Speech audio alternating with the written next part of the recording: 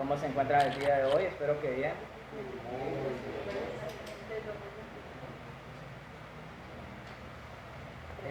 Como es habitual conmigo, estamos llevando el estudio del libro de Hechos del Espíritu Santo.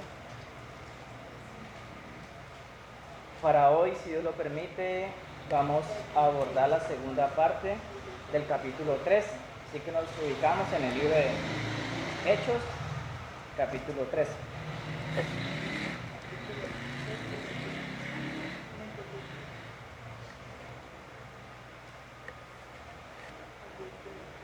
Y iniciamos en oración y luego continuamos. Señor, tú tienes el control, Padre de todo. Seas tú, Señor, en este momento, tocando, Señor, nuestro corazón, para que sea receptor, Señor, de tu palabra, para que esta palabra, Señor, que es viva y eficaz, no quede simplemente en esta hora o en esta hora y media, sino que esta palabra, Señor, nos impulsa a vivir vidas santas, vidas agradables, Señor, delante de ti. Que pueda realmente hacer, Señor, ese efecto para el cual tú la has enviado. Y que el Espíritu Santo sea colocando, Señor, en nosotros ese sentir de vivir tal cual como vivió Cristo. Alabado seas, Padre Celestial, en Cristo Jesús, y con la unción del Espíritu Santo. Amén.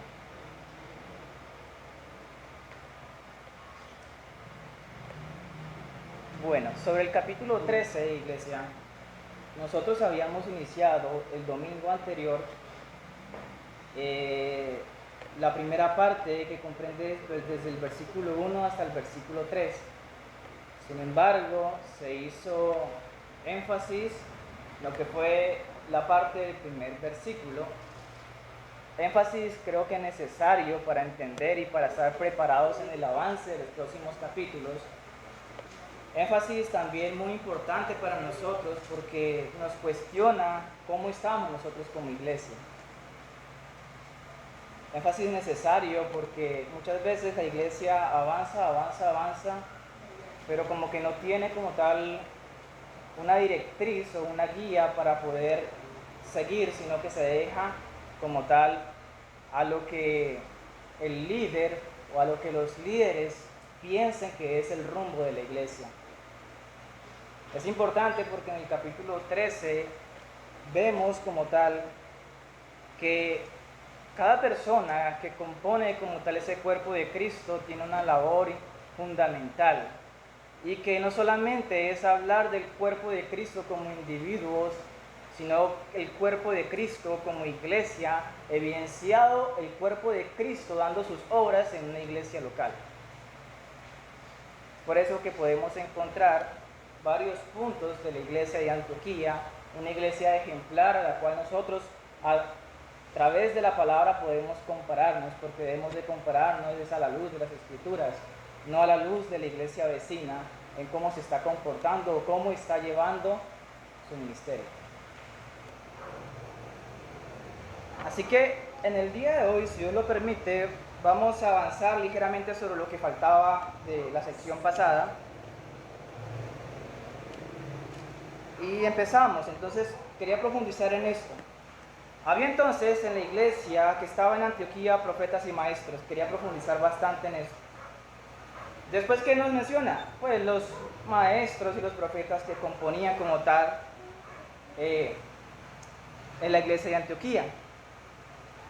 Dentro de estos estaba Bernabé, Simón el que se llamaba Níger, Lucio de Cirene, Manaén, el que se había criado justo junto con Herodes, el tetrarca, y Saulo.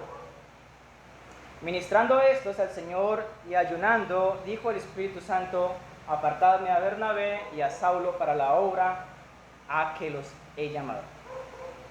Entonces, habiendo ayunado y orado, les impusieron las manos y los despidieron. Estos nombres que nos aparece acá, tanto de profetas como de maestros, el primero que se nos aparece pues es Bernabé. Ya tenemos conocimiento de Bernabé, que era prácticamente la persona a cargo de la iglesia de Antioquía, quien habían delegado para estar en la iglesia de Antioquía. Quienes están tomando apuntes están en Hechos capítulo 11, versículo 22. El segundo que nos menciona acá es Simón, el que llamaban Níger.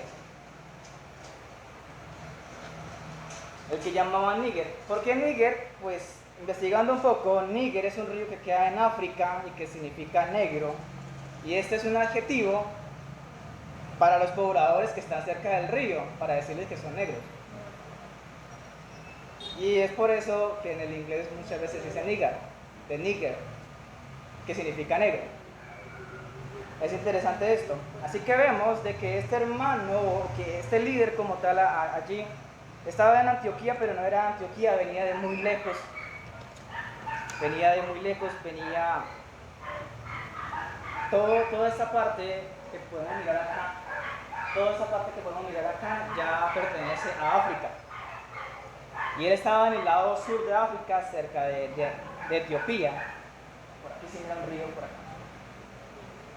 Pero seguido a él también había otro hombre que se llama Lucio de Cirene. Aquí se está de Cirene. De por acá iba ese Lucio. Venga a ver si no está la iglesia de Antioquía, que aquí se mira más pequeño. Y por acá está Antioquía. Cabe resaltar que en Antioquía hay dos Antioquías, ¿no? Antioquía de Siria y a otro que se llama Antioquía de Pisidia, que es más al norte. Entonces eso lo vamos a ver después. Así que hay dos hombres de África. Y también nos menciona a Manaén, el que se había criado junto con Herodes el tetrarca.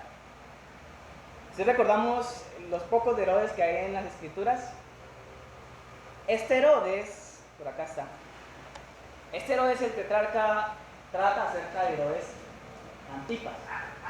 Herodes Antipas es el que manda decapitar ¿a quién? A Juan el Bautista. Exacto. Ese cría junto con Herodes Antipas. Pero es interesante, iglesia, porque es aquí donde podemos ver una reflexión inmediata en que los privilegios como tal no determinan quién eres. Los dos tenían las mismas condiciones de privilegio. Estamos hablando de que Manaén no era para nada pobre, ni era para nada desapercibido, sino que era una persona bastante influyente, quizás tan influyente como el propio Herodes. Y los dos se educaron, los dos recibieron la misma formación. Los dos tuvieron el mismo privilegio. Sin embargo, hoy en día nosotros conocemos o podemos recordar a Herodes Antipas no de la misma manera como podemos nosotros recordar a Manaén. Herodes Antipas pasa a la historia como un perseguidor, como el asesino de Juan el Bautista, y eso nunca se va a borrar. Pero por el otro lado podemos ver a Manaén de que es un hombre resaltado en la iglesia de Antioquía, y que cada vez que se vaya a leer el libro de Hechos, y que cada vez que nosotros vayamos a estudiar el libro de Hechos, tenemos que pasar por allí. Así que Manaén queda como una persona de que tenía privilegios, muchos privilegios, pero que supo aprovechar esos privilegios para la obra de Cristo. Y de seguro que fue mucho respaldo para la iglesia de Antioquía, porque tenían muchas necesidades. Y seguro que fue uno de los que ayudó mucho en la iglesia de Antioquía. Así que la iglesia de Cristo no solamente está compuesta por pobres. La iglesia de Cristo hay gente con privilegio. Hay gente que tiene más que otros y mucho más que otros. El evangelio que nosotros predicamos, iglesia, no es un evangelio de pobres. Yo lo repito cada rato. Pero ¿qué es lo que pasa? Que pareciera que el evangelio que nosotros predicamos es un evangelio de pobres porque está sectorizado mayormente a las poblaciones pobres. Es muy extraño que en una parte donde hay ricos se predique el evangelio. ¿Me hago entender? Parece que estuviera sectorizado solamente para los pobres, pero no es para los pobres. Es para los pobres, para los ricos, para todos.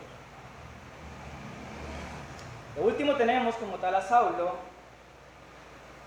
como el más pequeño, que Saulo simplemente es un invitado de Bernabé a la iglesia de Antioquía.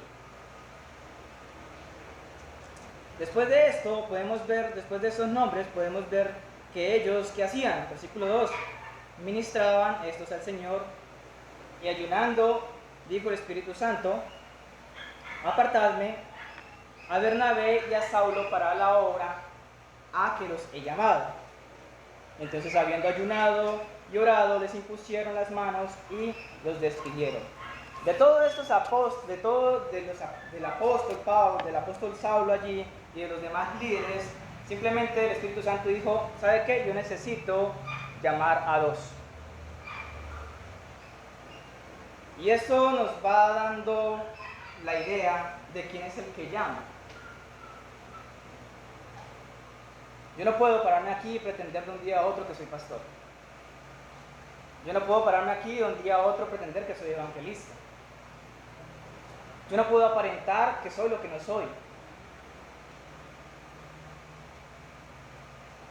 Es el mismo Espíritu Santo quien llama para la obra.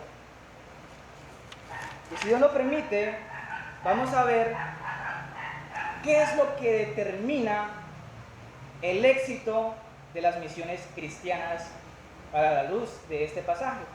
Vamos a estar tocando desde el versículo 4 hasta el versículo 12. Entonces, hay unos aspectos a tener en cuenta, ya teniendo en cuenta otra vez, valga la redundancia, de que estamos en un pasaje donde nos habla acerca de la primera misión que tiene Pablo. Dice versículo 4, ellos entonces enviados por el Espíritu Santo, ¿sí nota la palabra? Enviados por el Espíritu Santo. Aunque Saulo y Bernabé llevaban mucho tiempo compartiendo como tal el Evangelio, es el Espíritu Santo quien oficialmente nombra a estas 2 personas, a Saulo y a Bernabé, para que vayan y prediquen a otras naciones. Y la palabra enviado es muy característico de la labor de los apóstoles, porque los apóstoles son los enviados. Así que para el día de hoy, la labor apostólica, algo muy parecido, son las labores de los misioneros, que van a otros lugares como tal, a establecer iglesias, a animar a las personas a compartir el Evangelio. Pero si lo pueden ver, tanto desde el llamamiento, como después de enviarlos, todo eso no es por iniciativa ni siquiera de la iglesia de Antioquía, ni siquiera por la junta de los ancianos de la iglesia de Antioquía. La idea del llamamiento para que una persona vaya a la misión nace por el Espíritu Santo. Hay un llamado del Espíritu Santo para que vaya, evangelice y haga labor de misión. Y envía, porque es el Espíritu Santo que respalda la misión.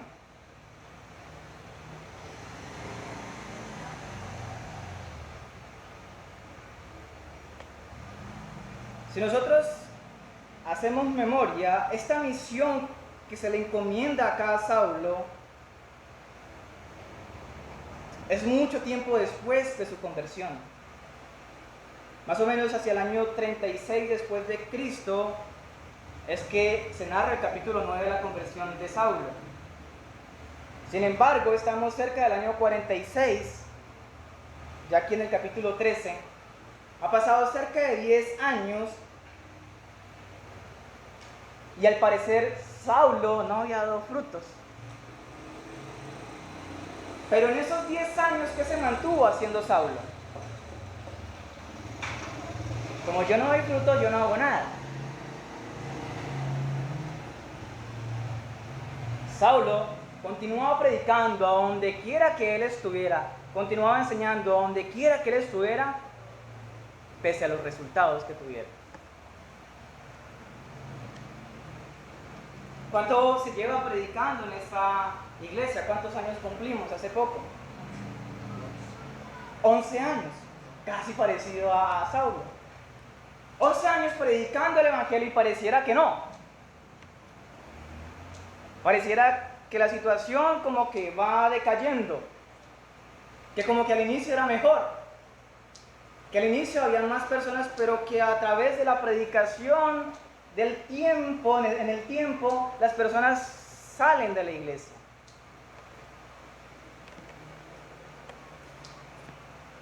Y entonces podemos nosotros decir, pero ¿será que sí está el Espíritu Santo allí o no? ¿Será que sí está obrando Dios en una iglesia donde no prospera numéricamente? ¿Será que hay una proporción en la predicación y los resultados? ¿Será que a mayor tiempo en que yo permanezca predicando en la congregación, mayor personas se van a unir? ¿Mayor número de personas se van a unir? Pues la historia de Saulo nos responde a esa pregunta. Cerca de 10 años compartiendo con el mismo ímpetu, pero no tenía resultados. Y es cuando comenzamos a ver el tiempo de Dios. Es cuando comenzamos a ver de que la labor no era de Saulo, que la labor es del Espíritu Santo. Y que el Espíritu Santo estuvo preparando a Saulo 10 años para esa misión. 10 años para esta misión. ¿Esperamos tanto?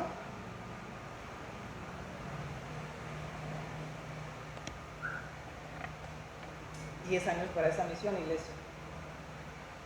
Es mucho tiempo. Bueno, y continúa el versículo 4, dice, y descendieron a Seleucia, y de allí navegaron a Chipre. Aquí podemos ver los primeros movimientos como tal del primer viaje misionero de Saulo y de Bernabé. Porque eran los dos, ¿no? Eran los dos. Muchas veces se toma solamente de Saulo, pero bueno, eran los dos. El primer viaje fueron de los dos. ¿Y de dónde parten ellos? ¿Dónde estaban ellos? En la iglesia de Antioquía. No partieron de Jerusalén de nuevo, esto es muy importante. No partieron de Jerusalén. En la iglesia de Jerusalén, lo último que vemos es que de allí sale Pedro. Y allí quedan otros discípulos, otros apóstoles. Pero lo que es Pablo y lo que es Bernabé se concentra en Antioquía con el evangelio mayormente para los gentiles. Lo primero que podemos ver aquí es el movimiento que parte desde Antioquía a Seleucia. ¿Seleucia? ¿Cómo aparece ahí? Seleucia. Descendieron a Seleucia y de allí navegaron ¿hasta dónde? Hasta Chipre. ¿Por qué bajaron? La pregunta es ¿por qué bajaron de Antioquía hasta aquí, hasta Seleucia? Porque en Antioquía no había puerto. En Antioquía no había puerto. En cambio, Seleucia sí era una ciudad porteña. De modo que bajaron aquí y comenzaron su trayectoria. La primera parada para los apóstoles, para el apóstol Pablo y para Bernabé, debía de ser en Chipre. Y eso es interesante, ¿por qué en Chipre? Bueno, pues porque primero que todo es un lugar estratégico para partir de ahí a otros lugares. Y segundo, porque si nosotros recordamos Hechos capítulo 4, versículo 36, ¿quién me colabora? Hechos 4, versículo 36.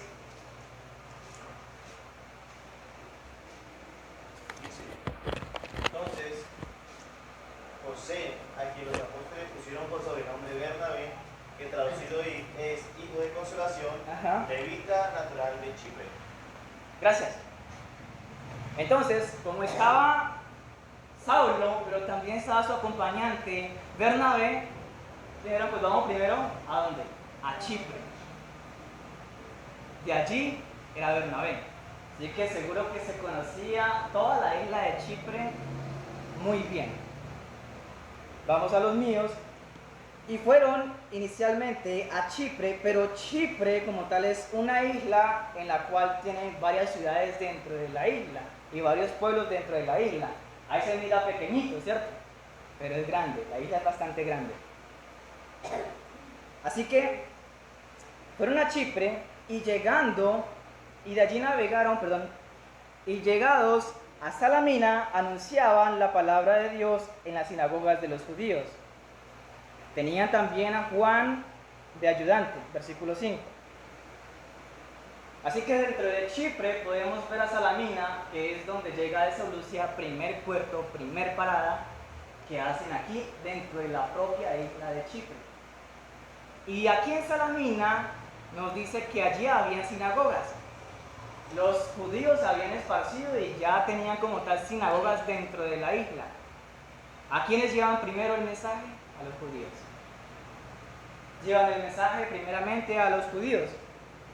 Pero no solamente se detiene allí, sino que nos dice que allí en Salamina los acompañaba una tercera persona, y este es Juan.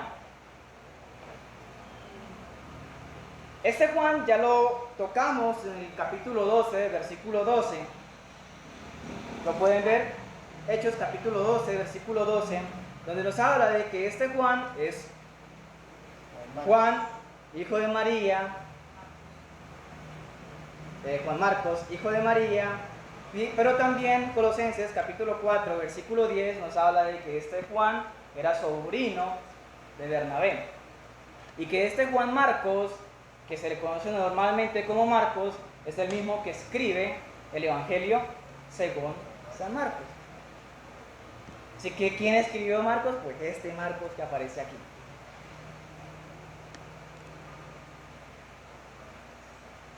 Eso está en Colosenses capítulo 4, versículo 10, y donde lo nombra primeramente es Hechos capítulo 12, versículo 12, para quienes estén tomando apunte. Ahora, continúa la escritura y dice, y habiendo atravesado toda la isla hasta Pafos, hallaron a cierto mago, falso profeta judío, llamado Bar Jesús.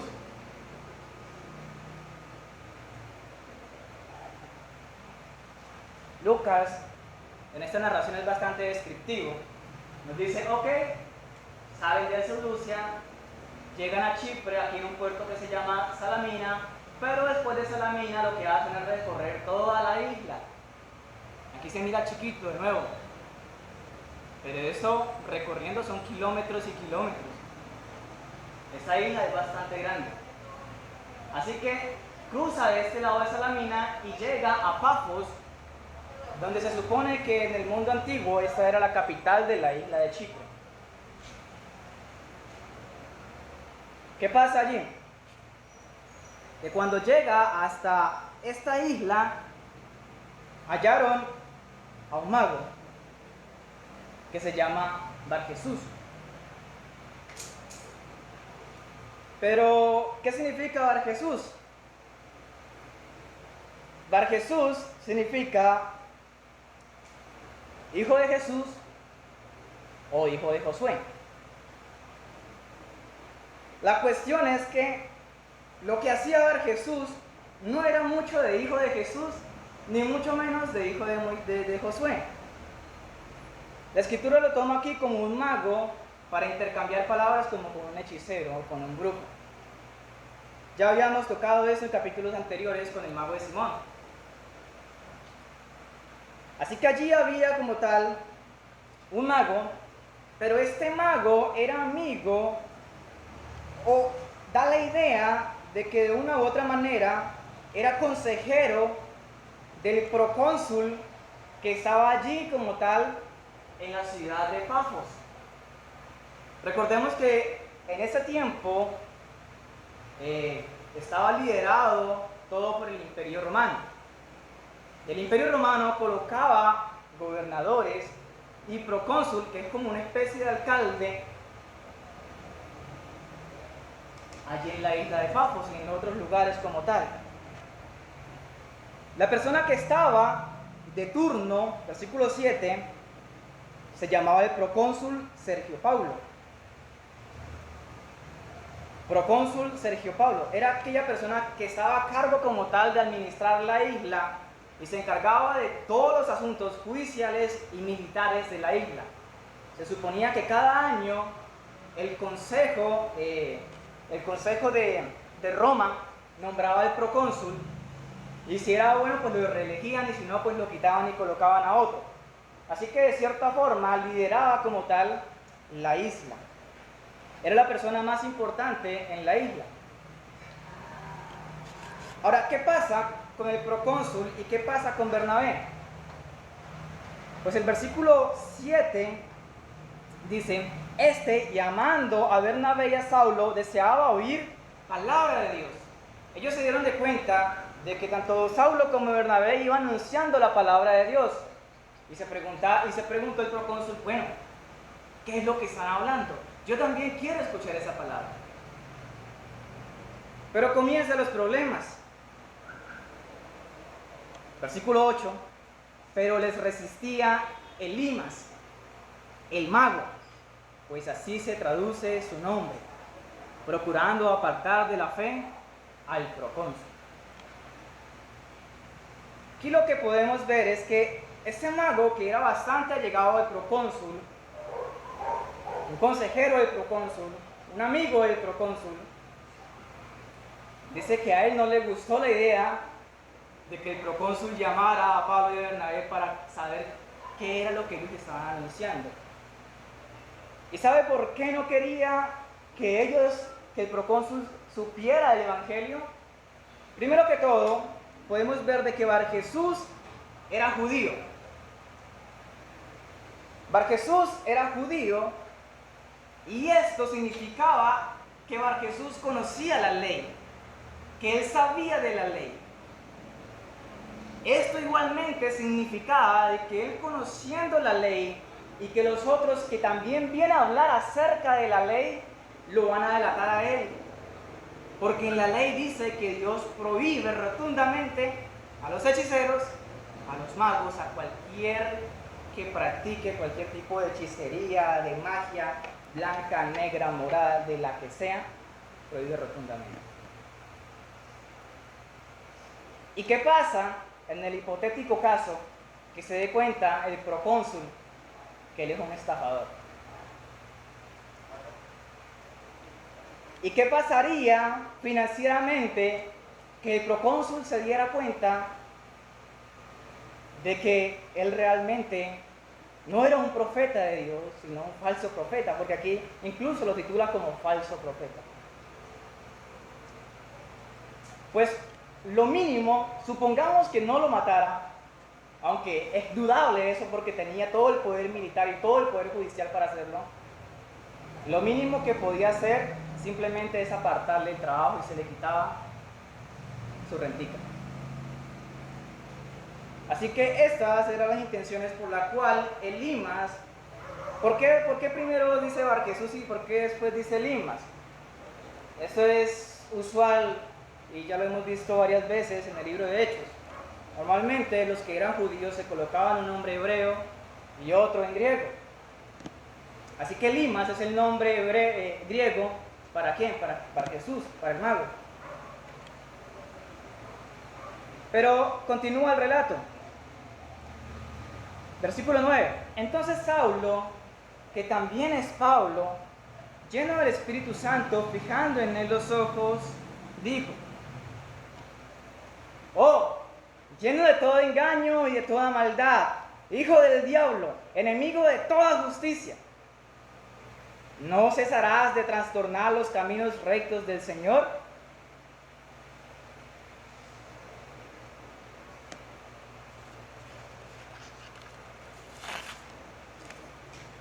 Esto es interesante porque venimos de 10 años en que el apóstol Saulo está anunciando la palabra de Dios, pero al parecer no hay fruto. Sin embargo, se le da la oportunidad aquí con una cuestión bastante grave, en que estaba con un falso profeta. Y lo que hace Pablo, por primera vez aquí se le llama Pablo, es simplemente afianzar como tal ese apostolado que Cristo le había dado. Porque recordemos que los apóstoles debían de predicar la palabra de Dios, pero debían de respaldar esa predicación ¿con qué? Señales, con milagros. Y hasta el momento no hemos visto al apóstol Saulo haciendo milagros. Esta es la primera vez que se puede ver en las Escrituras que el apóstol Saulo hace como tal milagro. Ahora, ¿por qué? ¿Cuál es la diferencia aquí de que antes se llamaba Saulo y ahorita se llama Pablo? Si nosotros tenemos en cuenta el texto, aquí no dice que Dios le cambió el nombre de Saulo por Pablo, como si lo hace en el caso de Abraham, como si lo hace en el caso de Jacob. Dios, o sea, el cambio de Saulo por Pablo no es porque Dios lo haya querido así, sino porque al igual que Bar Jesús y Elimas, Saulo tenía dos nombres. Saulo de hebreo, que hasta ahora se utiliza, y Pablo, griego, que de aquí en adelante se comienza a utilizar. ¿Y por qué Pablo? ¿Y por qué utilizar el nombre Pablo justamente aquí? Porque en el contexto, ¿en qué lugar estamos? No estamos en un lugar judío. Porque se iba a presentar a los gentiles, porque estaba hablando con gentiles, porque estaba hablando con personas que no tenían el mismo conocimiento, no tenían la misma cultura que los judíos. Por eso utiliza Pablo. No es por otra cosa, no es porque esté más bendito que antes, no, nada de eso. Simplemente desde allí comienza a utilizar el nombre Pablo y a compartirle el evangelio a los gentiles, a respaldar de que él verdaderamente es el apóstol de ¿quiénes? De los gentiles.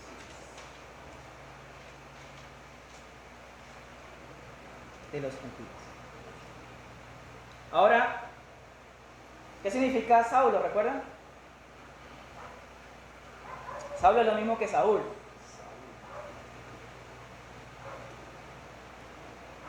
¿No recordamos? ¿Qué significa?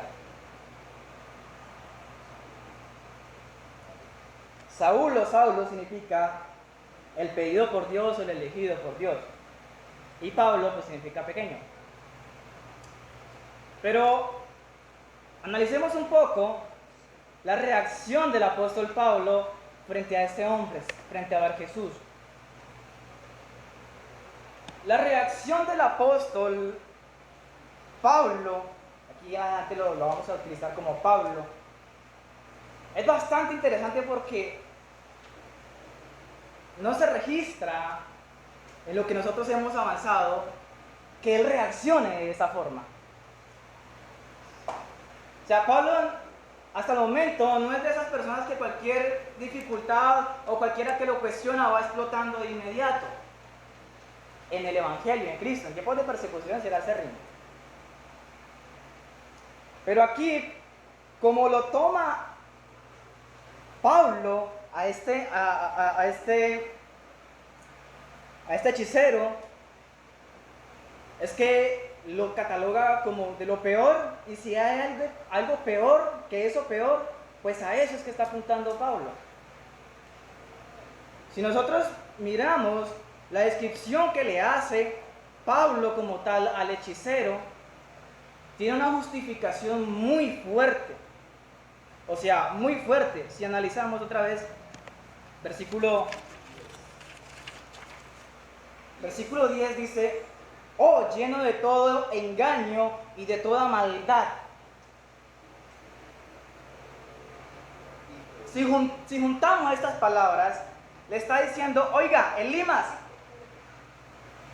usted es todo engañador, usted es toda maldad, usted es todo hijo del diablo, usted es todo enemigo de la justicia, usted es todo trastornador del camino de Dios. No quisiéramos escuchar eso, ¿verdad? Pero es la descripción que le hace el apóstol Pablo a este hechicero. Lo que le está diciendo aquí a este hechicero es que es una persona que se dedicaba activamente. No es como, ok, yo no debí utilizar esas palabras porque no era la palabra adecuada a través de la escritura y no era lo que correspondía. Ok, yo pequé, pero no fue mi intención. Ok, dije una blasfemia, Señor, perdóname porque es que no es así. Ok, la embarré. Ok, pequé contra mi hermano. Ok, he pecado contra Dios. Soy culpable. O por lo menos soy malo. Admito. Esta no era ese tipo de personas que era el hechicero. Cuando Pablo tajantemente lo reprende, es porque realmente esta persona, este Lima, estaba dedicado 100% a torcer toda la verdad de Dios. A torcer toda la verdad de Dios. Es por eso que lo trata como un falso maestro. ¿Qué es un falso maestro? Esa persona que se encarga o que está motivada en tergiversar la verdad de Dios, en dañar esa verdad de Dios, en dañar el consejo de Dios y aconsejar a otros, pretendiendo ser judío o pretendiendo conocer a Dios, utiliza el conocimiento de Dios y tuerce la verdad.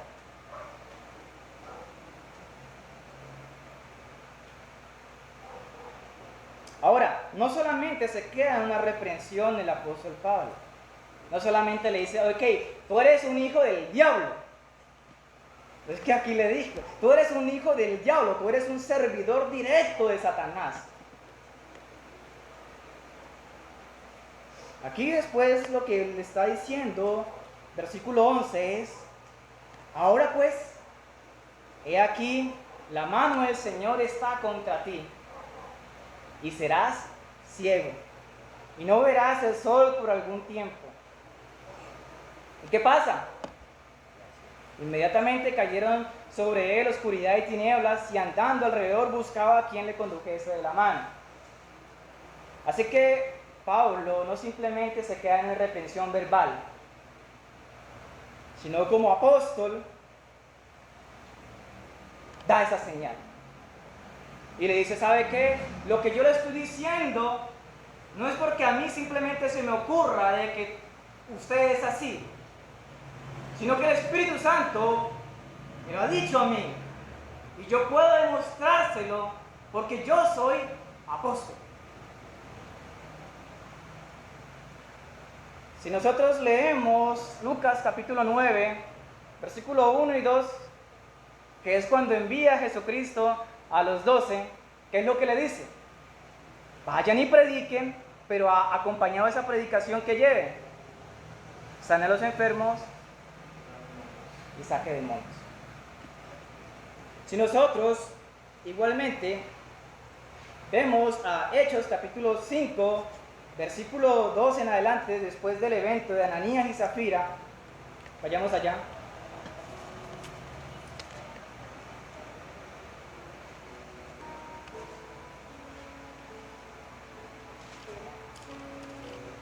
Hechos capítulo 5, versículo 12. Dice, el poder de Dios se manifestó entre la gente por medio de muchas señales milagrosas y maravillas hechas por ¿quiénes? Los apóstoles. El ministerio de los apóstoles debe ser confirmado con estas señales. Y cuando Pablo se presenta en las cartas a las diferentes iglesias, cuando dice yo soy apóstol, es porque él ya había pasado por todo esto, no porque él se sintiera autoidentificado como apóstol. Porque ya su apostolado se había compactado y había demostrado su apostolado, tanto en misiones, tanto en predicación como en señales. Y aquí en adelante podemos ver a ese apóstol Pablo sólido. Pero terminemos, versículo 12, dice, entonces el procónsul, viendo lo que había sucedido, creyó maravillado de la doctrina del Señor. Sergio Pablo, el procónsul, al ver en lo que quedó reducido Elimas, el mago, su consejero, su amigo, pudo saber que el evangelio, que el mensaje que predicaba Pablo y predicaba Bernabé era nada más y nada menos que el poder de Dios. ¿Y cómo no evidenciarlo si su amigo quedó ciego de inmediato?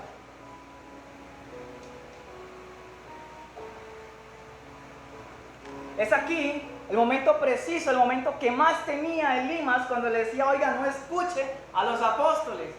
A este momento es el que él más temía al inicio y le llegó. En que lo descubrieran a él como un estafador, en que lo descubrieran a él como un falso maestro, en que lo descubrieran a él simplemente como un impostor, que estaba chupándose, que estaba alimentándose de las ganancias del procónsul. Ahora es interesante porque si nosotros vemos, dice que el procónsul era una persona sensata, era una persona inteligente. Y uno decía, pero si es tan inteligente, ¿por qué no se dio cuenta de que era tremendo burlón, tremendo impostor? Porque él era inteligente en esa sabiduría del mundo. Lo que quiere decir el texto es que era inteligente siendo un procónsul, en dirigir. En los asuntos del mundo era bastante inteligente, pero en la verdad de Dios no era tan inteligente. Es aquí cuando Dios le da esa inteligencia y puede ver que realmente era con un impostor y que el apóstol Pablo y que Bernabé eran los que llevaban el poder de Dios en su mensaje. Pablo debía de batallar en esa ocasión. Era la única manera en que podía demostrar que ese evangelio que llevaba era el evangelio verdadero, de que ellos sí eran enviados de Dios. Era la manera en que ellos podían como tal convencer a Sergio Pablo. Porque Sergio Pablo estaba envuelto por su amigo, Elimas, el mago. Y aquí la cuestión no es que es un mago que haga piruetas y haga trucos. La cuestión aquí es de magia negra. La cuestión es que aquí el hombre hacía cosas raras. Pero entonces, habían dos pesos pesados para el procónsul frente a sus ojos. Él ya había visto todo lo que hacía el mago, pero quería saber qué es lo que traían los nuevos. Y cómo quedó el mago, ciego, implorando a ver quién le echaba la mano para que lo condujese a algún lugar, porque quedó perdido en tinieblas. Este pasaje es bastante aterrador, pero a la vez bastante gratificante, porque podemos ver el respaldo de Dios. Podemos ver de que al igual que los profetas, los apóstoles, cuando decía algo, se cumplía. Podemos ver de que Pablo realmente es el apóstol de Jesucristo, que realmente fue llamado y que no se inventó el título de apóstol.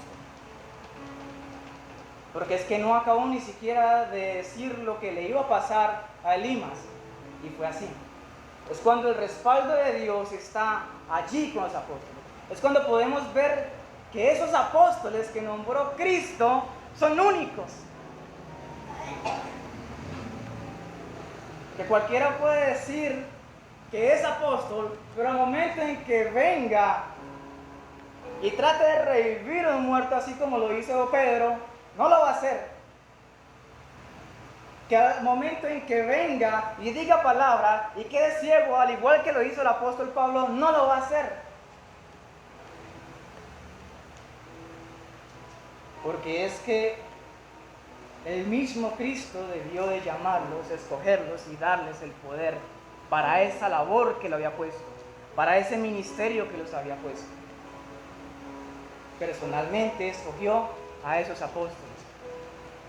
Entonces ya habíamos visto de que el ministerio de los profetas acaba en el Nuevo Testamento. Pero aquí podemos ver también de que ese ministerio de los apóstoles acaba también en el Nuevo Testamento. Ya hoy en día no hay otro apóstol. No se dejen llevar por tales apóstoles. No se dejen influenciar de que yo soy profeta. Simplemente lo que quieren colocar son títulos para atraer la atención y ganar a su conveniencia. Ganar a su conveniencia. Que no es otra cosa que plata.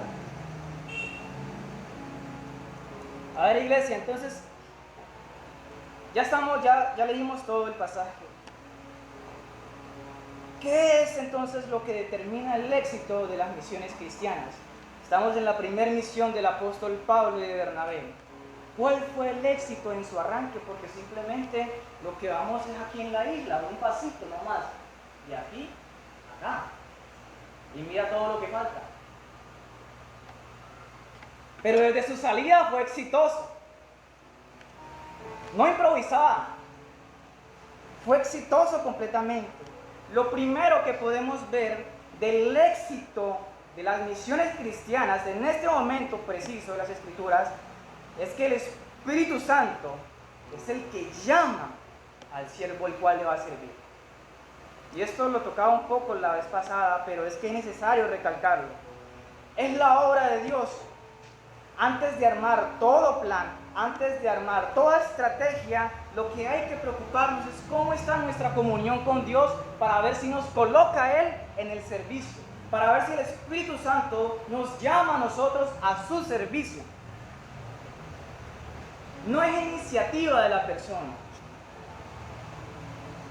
No es iniciativa de que yo quiera ser apóstol, no es iniciativa de que yo quiera ser maestro, no es iniciativa de que yo quiera ser profeta. De nadie es iniciativa, porque la obra es de Dios.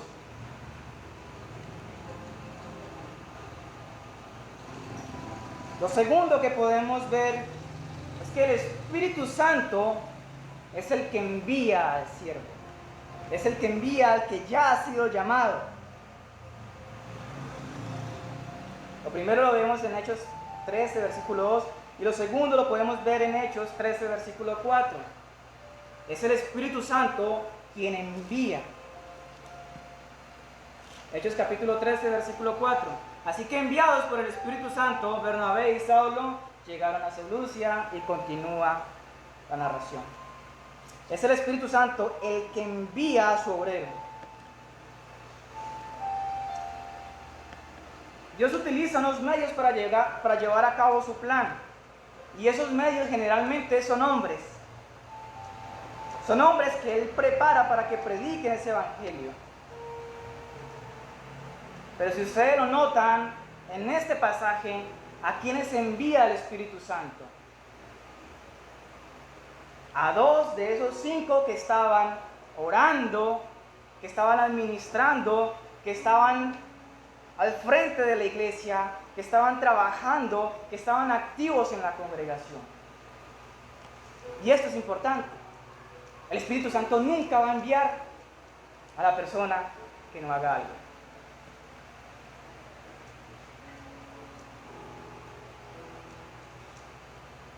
Y a la vez es interesante porque nosotros decimos, pero ¿con qué necesidad el Espíritu Santo se lleva lo mejor de la iglesia? ¿No ve que la debilita? Si se llevara al pastor Felipe o al pastor Pedro de esta congregación, pues sería un espacio, sería un vacío tremendo que llenar. Y de cierta forma algunas personas se sentirían debilitando la iglesia, pero no es la manera como el Espíritu Santo piensa. La manera como el Espíritu Santo piensa es que aquel que más trabaja en la obra es aquel a quien más se le encarga.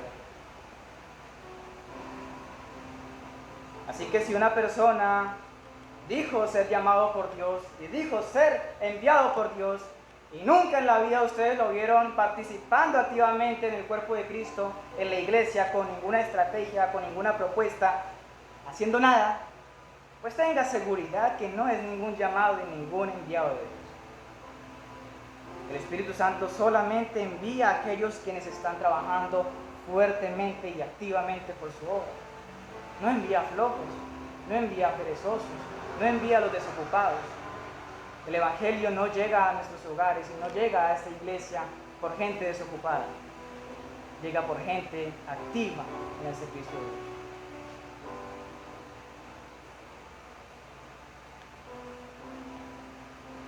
Es el Espíritu Santo quien envía a su siervo porque sabe que ese siervo ya ha sido preparado.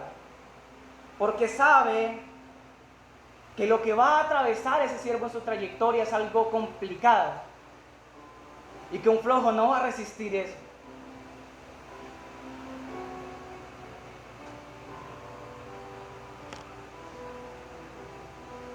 Mateo capítulo 13, versículos 10 al 17.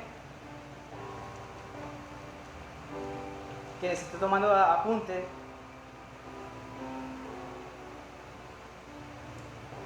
Podemos ver, ¿lo tiene Jordan?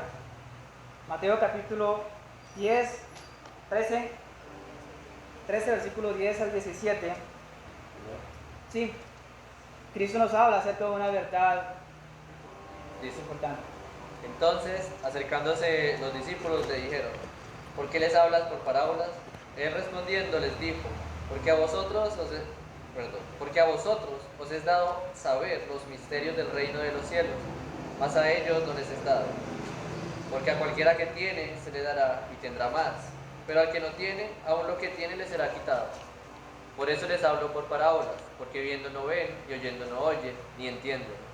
De manera que se cumple en ellos la profecía de Isaías, que dijo: de oído oiréis y no entenderéis, y viendo veréis y no percibiréis.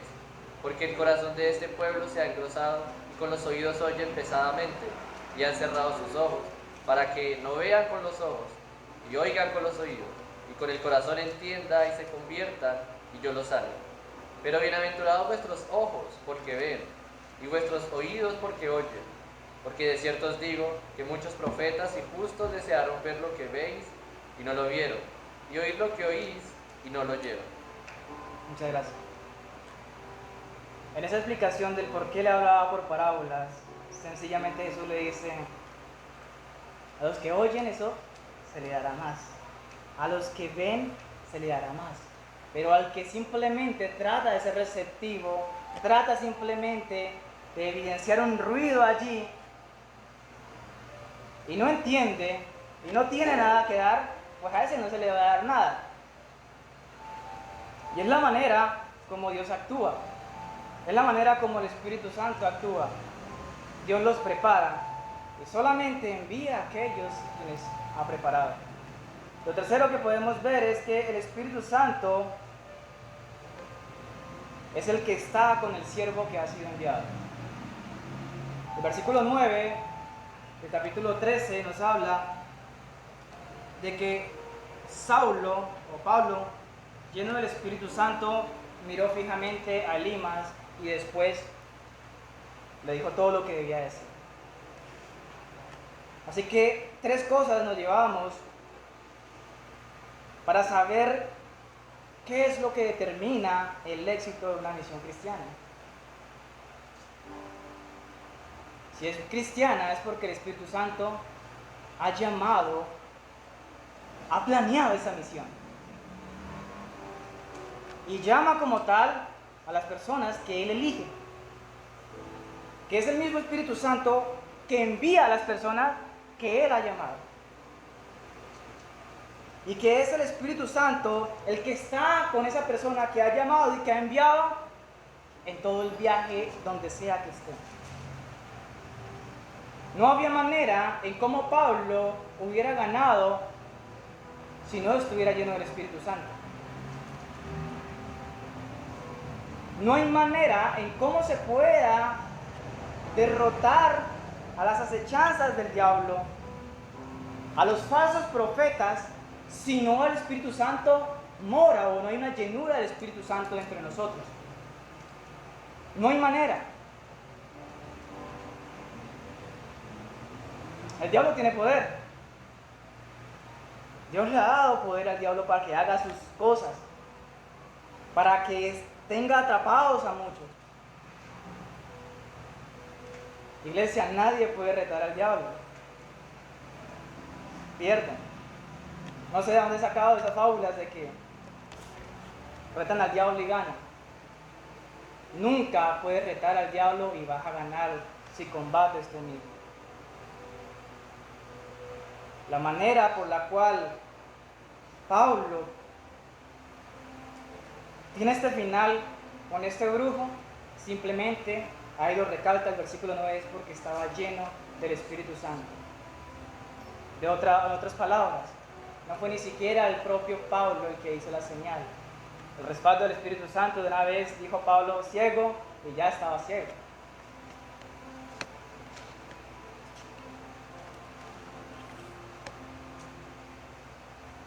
Iglesia, la obra es completa de Cristo, pero la obra también es completa del Espíritu Santo. Muchas veces se nos olvida de que en este tiempo necesitamos la llenura del Espíritu Santo. Necesitamos de que Dios prepare a personas. Necesitamos de que Dios envíe sus obreros. Necesitamos que el Espíritu Santo abra esas puertas para que el Evangelio llegue a otras naciones. Desde la partida hasta el momento, la obra toda es del Espíritu Santo. Nosotros somos simplemente trabajadores de esa obra. Por eso es que nadie es dueño de la iglesia, sino solamente Dios.